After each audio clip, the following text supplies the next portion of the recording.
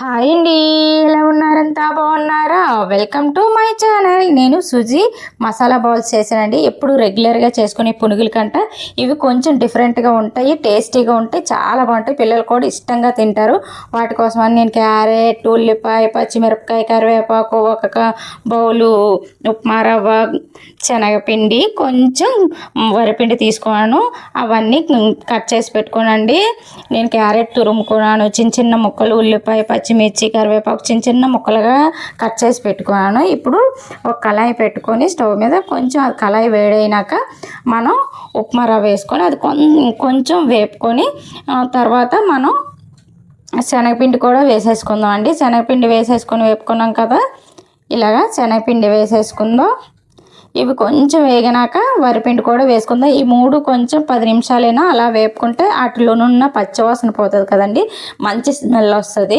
Suji balls అయితే ఇలాగా పిండులు 3 ఉప్మా రవ్వలు వేసుకున్నాం కదా, పిండి, శనగపిండి, వరిపిండి, ఇవి ఒక 10 నిమిషాలు 15 నిమిషాలు ఇలా వేపుకొని లో ఫ్లేమ్లో వేపుకోవాలండి. హైలో పెట్టి వేపుకోవద్దు.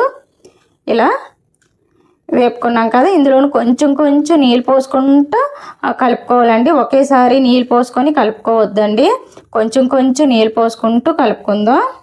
ఇలా నేను చూపిస్తాను కదా, అలాగా. లేకపోతే కొంచెం జారుగా అయిపోయి మనకి బాల్స్ రావు.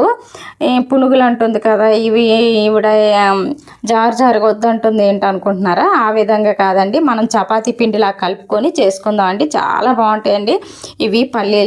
పల్లీ చట్నీతో కానీ, ఇంకా బాగా టేస్టీ రావాలి, వెరైటీగా తినాలంటే మనకి టమాటా సాస్ ఉంటుంది కదా, దాంతో కూడా తినవచ్చు. ఇది మొత్తం కొంచెం కొంచెం నీళ్ళు వేస్తూ మొత్తం పిండి కలిసింది కదండి. ఇందాకలా మనం తురుముకున్నాం, కోసుకున్న చిన్న చిన్న ముక్కలు, ఉల్లిపాయలు, పచ్చిమిర్చి, క్యారెట్ తురుము, కొంచెం కరివేపాకు, ఇవన్నీ ఆ ముద్దలో వేసేసుకోవాలి. అందులోనే కొంచెం జీలకర్ర, కొంచెం టేస్ట్కి కొంచెం కారంగా ఉండాలి కదా, కారం, రుచి సరిపడినంత ఉప్పు, కొంచెం మసాలా పొడి వేసుకోండి. గరం మసాలా ఉంటే చాలా టేస్టీగా ఉంటుందండి. ఈ వీడియో కానీ మీకు ఫుల్గా నచ్చినట్లయితే ఒక లైక్, షేర్, సబ్స్క్రైబ్ చేసుకోండి. ఇది నేను ఆ కళాయిలోనే కలిపేద్దాం అనుకున్నాను, అవ్వలేదు. ప్లేట్లోకి తీసుకొని ఇలాగ మొత్తం చెయ్యిని తడి చేసుకొని మొత్తం ఇలాగ చపాతీ పిండిలా కలుపుకొని చిన్న చిన్న బాల్స్ చేసుకొని మొత్తం అన్ని బాల్స్ చేసేసుకొని ఇలాగా చూపిస్తాను కదా, చేతికి ఆయిల్ పూసుకున్నా పర్లేదు, లేకపోతే నీళ్ళు తడి చేసుకొని చిన్న చిన్న బాల్స్లా చేసినా పర్లేదండి, చాలా బాగుంటాయి. ఇలాగా మనకి ఇంకా ఉంటే మనం సొరకాయ తురుము కానీ, లేకపోతే ఏవైనా బీన్స్, అలాంటివి అన్ని కూరగాయలు వేసుకోవచ్చండి, చాలా బాగుంటుంది. కొత్తిమీర నా దగ్గర లేదు, అందుకనే వేసుకోలేదు. ఇప్పుడు అన్ని బాల్స్ చేసేసుకున్నాం కదా, కళాయిలో ఆయిల్ పోసుకొని, ఆయిల్ వేడెక్కుతుందో లేదని చిన్న బాల్స్లా చేసి పెట్టాను, అది పైకి తేలుతుంది కదా, ఆయిల్ వేడెక్కిందనేసి నేను చెప్తున్నాను కదండి. లో ఫ్లేమ్లో పెట్టుకొని ఇవి వేగించుకోవాలండి. బాల్స్ హైలో పెట్టుకుంటే పైన అంతా మాడిపోతుంది, లోపల ఏం ఉడకదు. అందుకని లో ఫ్లేమ్లో పెట్టుకొని ఇవి వేపుకోవాలి. బాల్స్ అనేవి చాలా టేస్టీగా ఉంటాయండి. ఒకసారి ఎవరైనా ఇంట్రెస్ట్ ఉంటే ట్రై చేయండి. ఎప్పుడు రెగ్యులర్గా మనం పునుగులు వేసుకుంటాం కదా, అలా కాకుండా ఒకసారి ఇలా ట్రై చేయండి. పిల్లలకు కూడా చాలా ఇష్టపడతారు.